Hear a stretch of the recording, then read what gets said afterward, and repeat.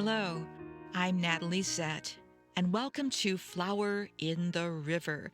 This podcast, inspired by my book of the same name, explores the 1915 Eastland disaster in Chicago and its enduring impact, particularly on my family's history. We'll explore the intertwining narratives of others impacted by this tragedy as well, and we'll dive into writing and genealogy and uncover the surprising supernatural elements that surface in family history research. Come along with me on this journey of discovery. Hey, this is Natalie, and welcome to episode 107 of Flower in the River podcast. So, what I'm going to do is continue discussing what we began discussing last week, and that would be the coroner's inquest, and the coroner would be Peter Hoffman. And we reviewed the testimony of Richard J. Moore, R.J. Moore, last week, and we're going to talk about the next witness for a completely different take on what happened the day of the Eastland disaster. What I have learned in the last couple of weeks or so is that there were a number of legal proceedings. They began with the coroner's inquest, but there was also grand jury investigations, hearings by the U.S. Steamboat Inspection Service, a string of civil lawsuits, and finally a series of legal appeals that stretched into the 1930s. And you know what? There may even be more legal proceedings documents, and since they're all over the place on the internet, I don't know if I've been able to capture all of them. And who knows, many of them may not have even been digitized. And I assumed that this type of thing, the legal proceedings, would all be in one location on various websites that devote space to the Eastland disaster. And they're not in a single location, and that's what I'm trying to do, gather everything, put it in one place, and make them available. And I also upload everything that I find that's a public domain document to the Internet Archive, so it can be located there, as well as my website. I want to make sure that all of this information is available for you if you want to look at it, but I'm also aware there are future historians and genealogists and whoever who will be interested in this, and it's really frustrating when you don't know where to look or how to look. So I'm trying to make it easier for people as well, because it's part of the legacy we leave as genealogists and as history enthusiasts. So here's the weird thing. At the time, in 1915, the press extensively reported on the legal proceedings that took place after the Eastland disaster. Now, a lot of front page items that I've been able to find, and I'll put those in my graphic and add them to my website. But along with all of that coverage after the Eastland, those legal proceedings generated extensive legal documentation. I mean, extensive. It's not exactly a light read, I'll give you that, but very little of that information has been studied, analyzed, and shared in recent years, despite much of it being readily accessible online. Why is this the case? I don't know. But I do know that we can make that right, and that's what we're doing. But this pattern that I have found points, again, to a much larger story that's been left mostly untold, which is an ongoing theme with the Eastland disaster. And here's the weird twist, and I didn't see that until I was putting this episode together. The very thing that spurred me on to uncover the missing stories, the missing lives of those who were affected by the Eastland disaster, wasn't a newspaper article. I rely heavily on newspaper articles, as you know. But the thing that started this adventure, this journey, was a legal document. Now, I've done a lot of work throughout my career with legal documents, and I don't find them things I run to read because they're kind of off-putting. The language is not plain language. It's very difficult to read. And for someone like myself who has a bit of dyslexia, it's like, whoa, this is challenging.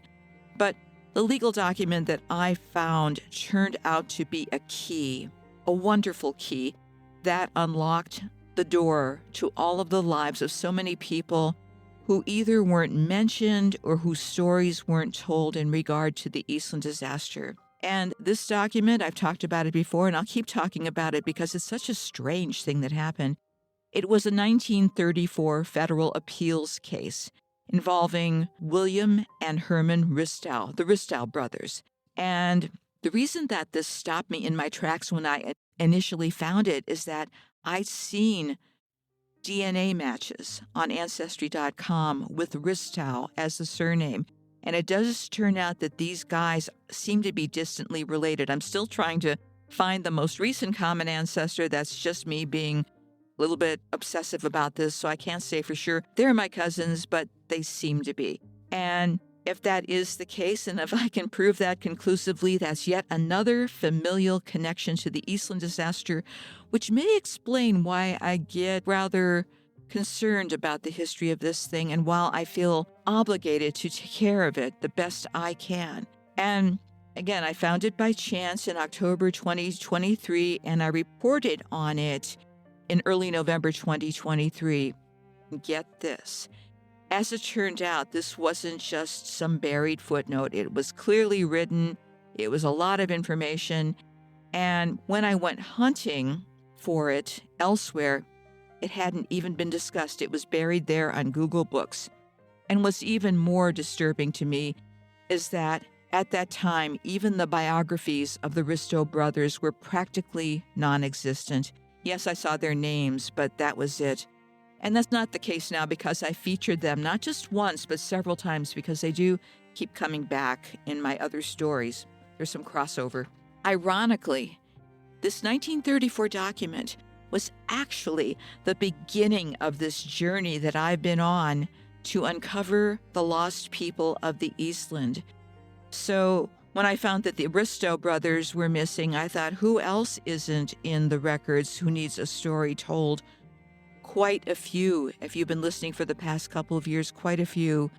And who qualifies as a person whose story needs to be told? Anybody whose story hasn't been told and who was connected to the Eastland. They might be journalists. They might be surviving family members. For sure, they are victims of this thing, including my great aunt. She's listed, but her story hasn't been told except by me, which is sobering. And I realized that that was a pattern throughout this thing, that many of the people are listed, but their stories have never and will never be told. Unless, of course, someone takes this project on and decides to tell their stories and decides to stop waiting for somebody else to do it. So here we are. And the most gratifying thing is when I hear from a family member. It doesn't happen often, but when I do, it's heartfelt. And people really do appreciate the effort that I've made to tell their loved one's story. Because a lot of times, or they don't have a lot of detail about that either. So it is my honor and privilege to do this for people. I think of the people associated with the Eastland as extended family. In many ways, quite a few of them are. So it is my privilege, and I really love doing this. My frustration comes from the fact that this should have been cared for a long time ago, but it wasn't. That is the reality, but I'm happy to assist where I can. Let's jump back to last week, to the coroner's inquest of 1915, Coroner Pete Hoffman. This is an incredible primary source for what happened after the Eastland. So last week I shared the story, and I have the full transcript, and honestly, the information that's in there is jaw-dropping. You've got to wade through a lot of things like contracts and other things that were going on in that inquest because it is a legal document and somebody was there recording exactly what happened. But within those recordings are stories, and you get a sense of what was going on there. So the coroner's document actually is ground zero for post-Eastland disaster research. And this transcript is a gold mine. It includes testimonies from key witnesses, ship personnel, and others directly involved in the Eastland disaster. And yet, so many of these people too have been overlooked, barely mentioned in the literature, missing entirely sometimes from the digital spaces where you'd think this history would be curated. And when I started reading through the names, I immediately wanted to know more about these people. Who were they? What did their lives look like before, during, and after the Eastland disaster? You'd think detailed biographies would be easy to find after all this time, but as you probably guessed, they're not. Yes, authors like George Hilton quoted from the inquest, so clearly this document wasn't missing, but back in the 1990s when he was doing this work, it might have been available, but it wasn't accessible. So many of these people who are at the heart of this testimony have remained in the shadows. So I want to talk about one of the men. Actually, he's the second witness who was called by Coroner Pete Hoffman. His name is Daniel W., that's his middle initial, G or Gee. I'm not sure how he pronounced his name. So we are going to return briefly to the coroner's inquest document. And before we get into the inquest document, I want to read the names and roles of the people who will be mentioned. We have Maclov Hoyne, who was the state's attorney, A.J. Sabbath, representing the Bohemian American Societies of Chicago.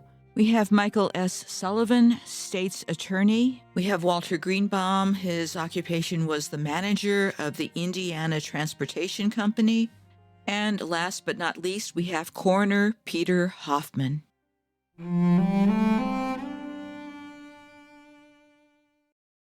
And unlike the testimony of R.J. Moore that I shared with you last week, this one's a little more convoluted. What I've done is truncated what I'm going to share with you, but the entire document is available. So let's talk about Daniel. His testimony is intriguing, but what really caught my attention was this. When I tried to find out more about him, thinking because he gave this big testimony, because he's all over the newspapers at that point in 1915, I'd find something about him. I only found a footnote about him in one of the Eastland books. And on the digital spaces, well, here's what I found. His name is there, but his involvement with the Eastland disaster is categorized as unsubstantiated. Daniel is very much substantiated. Not only did he testify at the coroner's inquest, he also made the front pages of several newspapers who were covering the coroner's inquest. Daniel G. was a Western Electric employee, and he played a key role in organizing the company picnic that day. I'm not going to read all of his testimony because we don't have that kind of time. This could go on for days, really. I'm going to read an excerpt. At this point, Coroner Pete Hoffman calls Daniel G. to the witness stand, and he's asking him about the arrangements for the picnic, since Daniel was part of the employee group that did the planning. Here we go.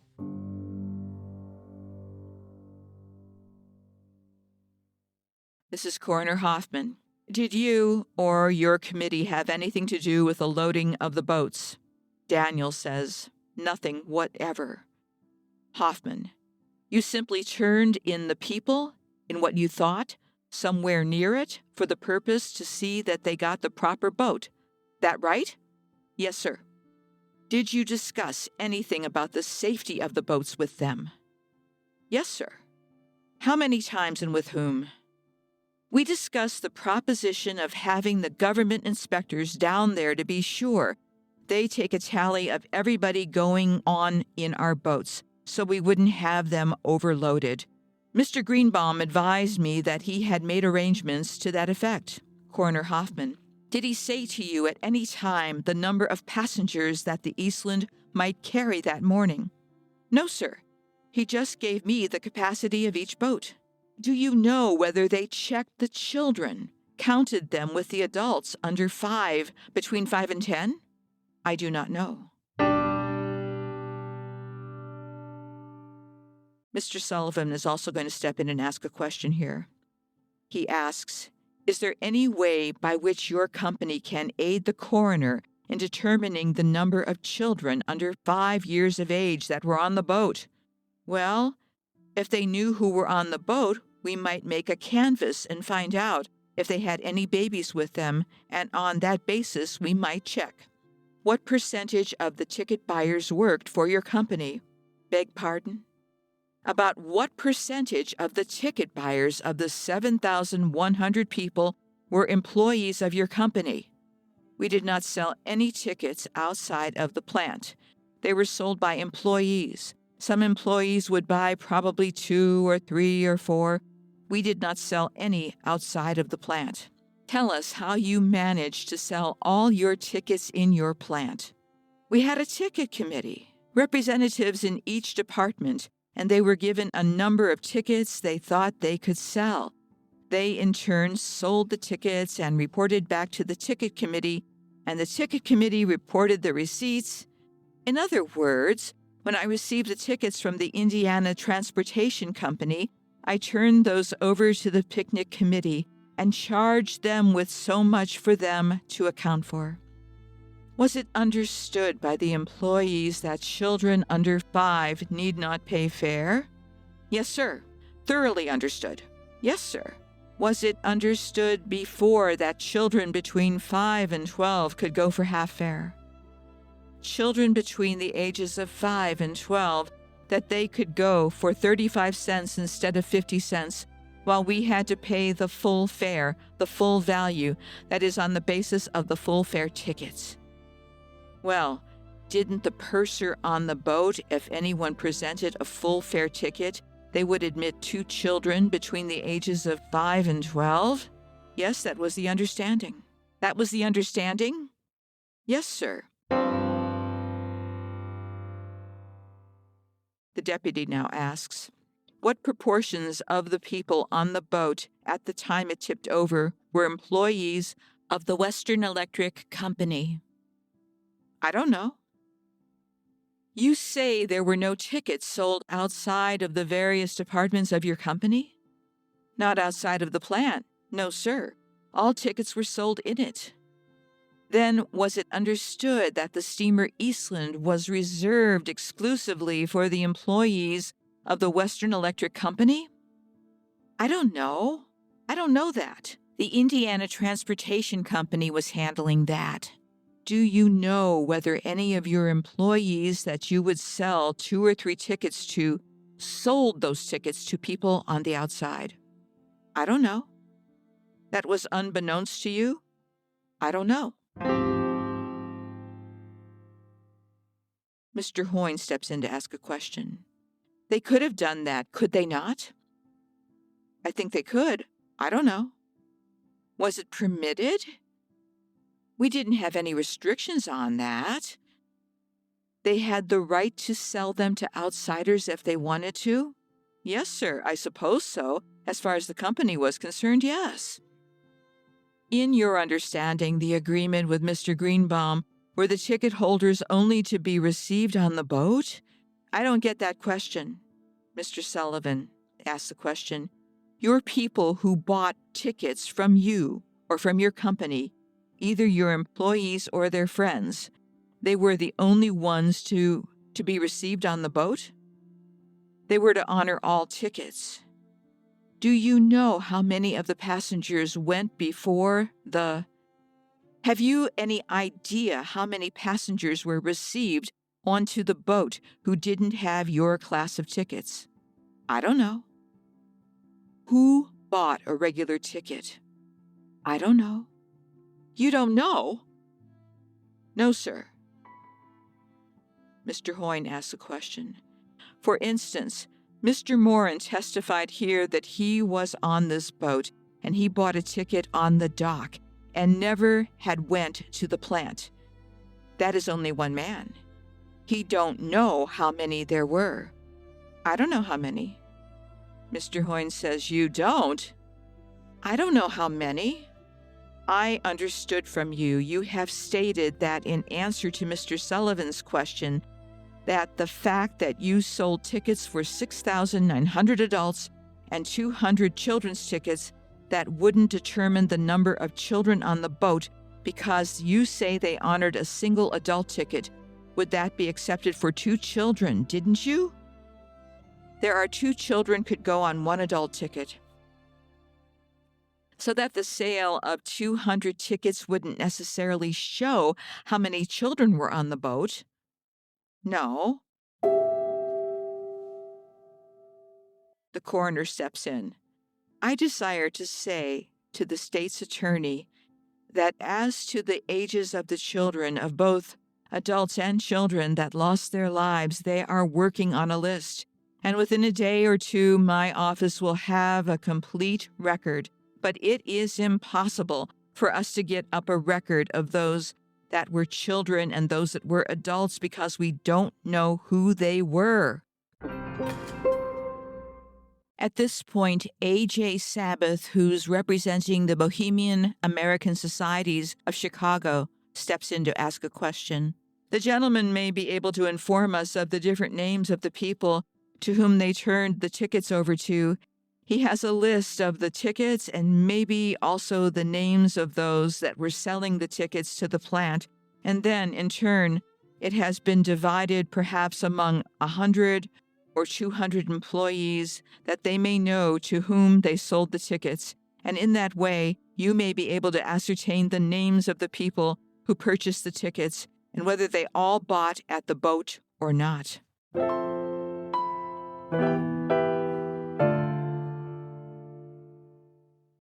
Coroner asks, "Can you answer that question?" "We have a ticket committee, and Mr. Harmon, chairman of the ticket committee, and he, in a day or so, can give you the names. He can give you the names of all the ticket sellers, and the ticket sellers will have the names of the people they sold to, probably some of them, and probably some of them won't."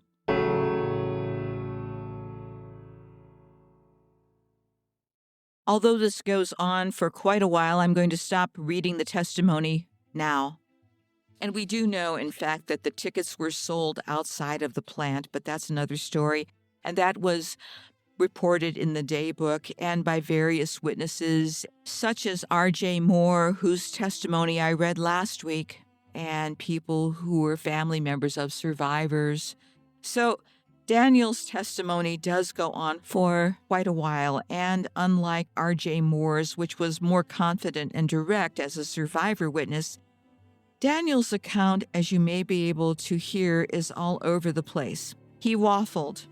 He hedged, and he often seemed unsure of himself. His responses frequently included phrases like, "I don't know," "I don't remember," "I can't recall," when asked about key details such as boat capacities, timing of events, and specifics of conversations. But that does not make it unimportant. In fact, it's a very important part of the coroner's inquest. Remember, Daniel was not on the Eastland. He did witness what happened, though. In an earlier part of the coroner's inquest, he repeatedly emphasized that loading and safety inspections were the responsibility of the Indiana Transportation Company. And he would say things like, "We had nothing to do with the ordering of the boat out of the dock, nothing whatsoever," when questioned about his committee's involvement in loading the boats.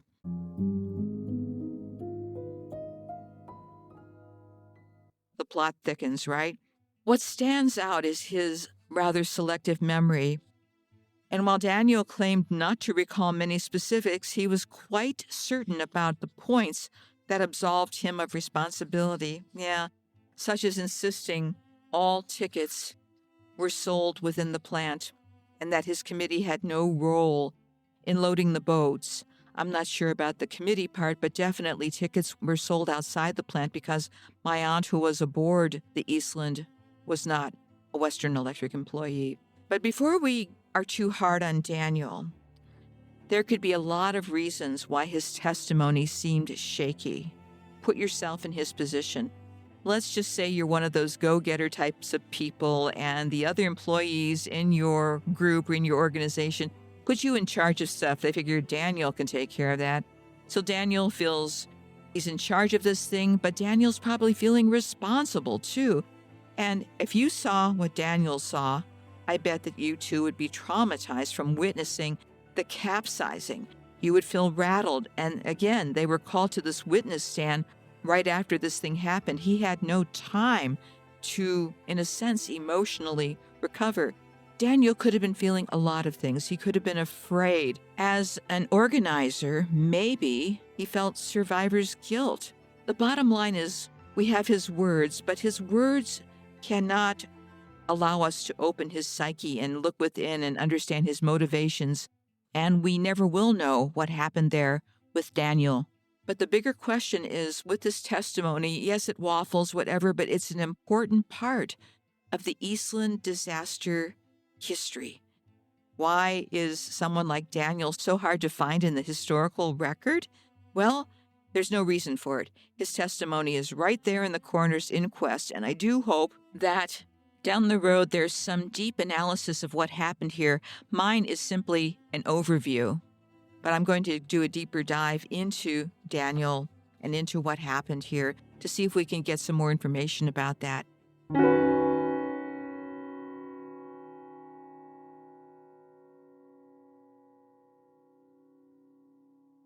I want to give you a sense of Daniel's life before, during, and after the Eastland disaster.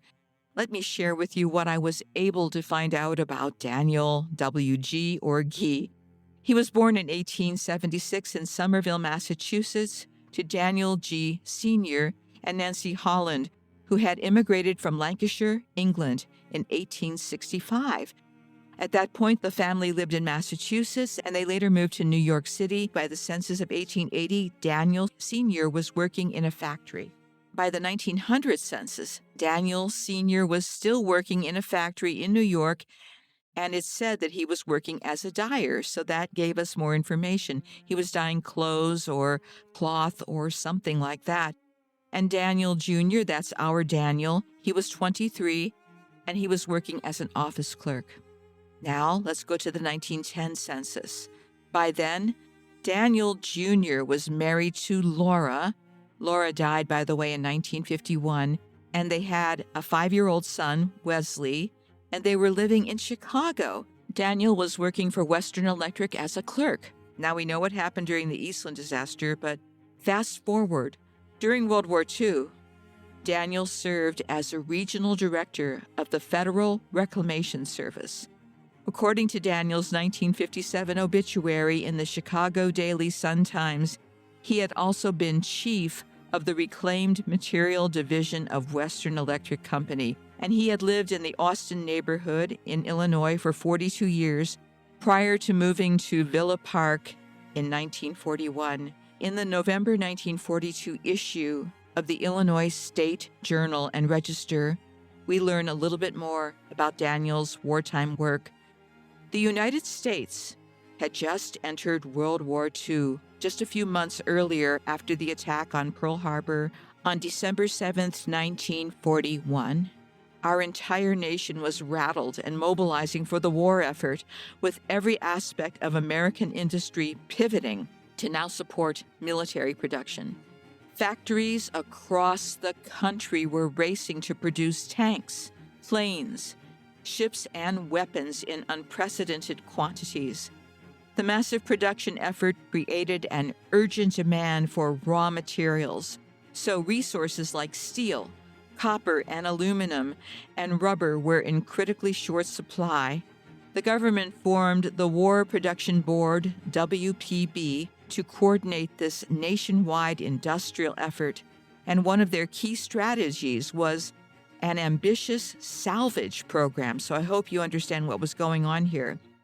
And Daniel, whose role in the Eastland disaster has largely been forgotten, went on to have a long career in salvage and reclamation work. And that 1942 newspaper article reveals Daniel was no small player in this effort.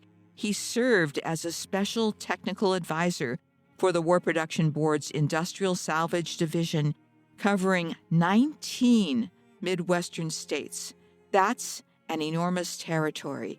And he was essentially the salvage czar of the American heartland. How's that for a title? I don't know if that's a thing, but I just made that up.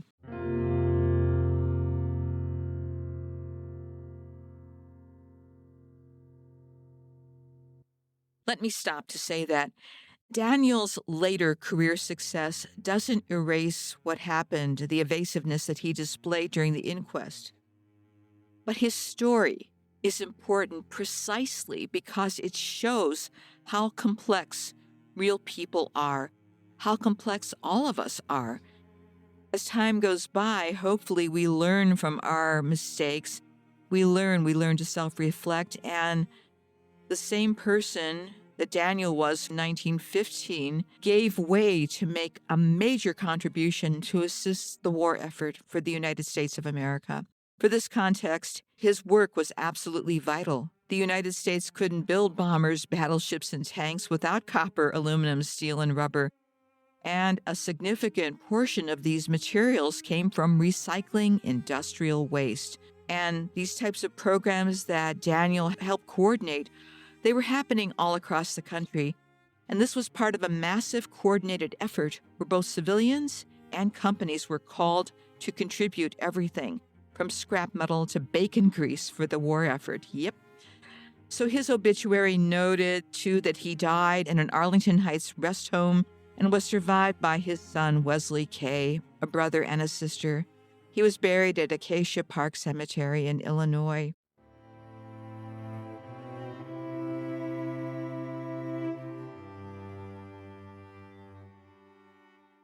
Before we conclude, I want to share the contents, well, not the entire thing, of a document that I located on the National Archives at Chicago.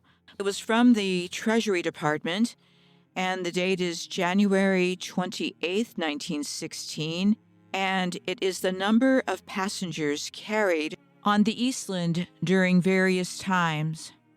They start off with 1915, and then they go back to 1914. Not sure why they organized it that way, but let's start with 1915. On June 12, 1915, the number of people carried were 154, and they were at the Rush Street Bridge. On July 23rd, 1915, and that would be 1,123.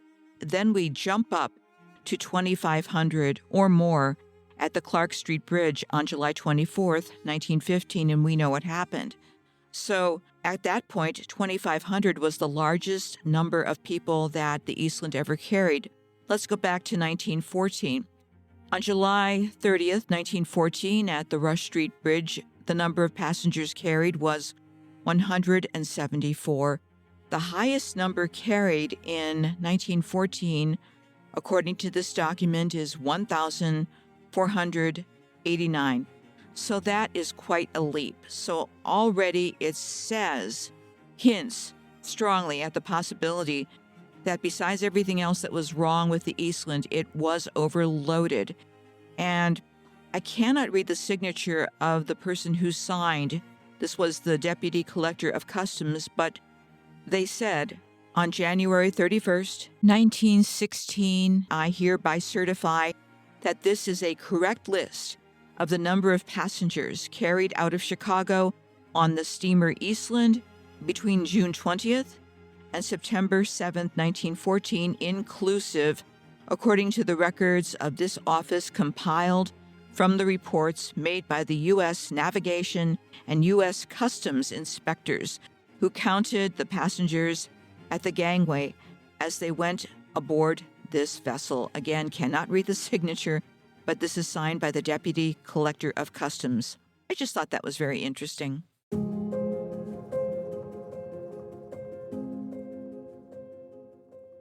Why I like to explore the lives of those who were part of the Eastland disaster story.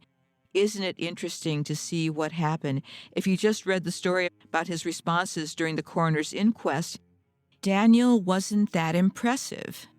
But he went on and he became a different person. We'll never know him entirely because he's long gone. That said, I'll end right here, and I'll be back next week with some different stories for you. Have a great week. I'm thinking of you all. Care for you deeply, and please care for each other, okay?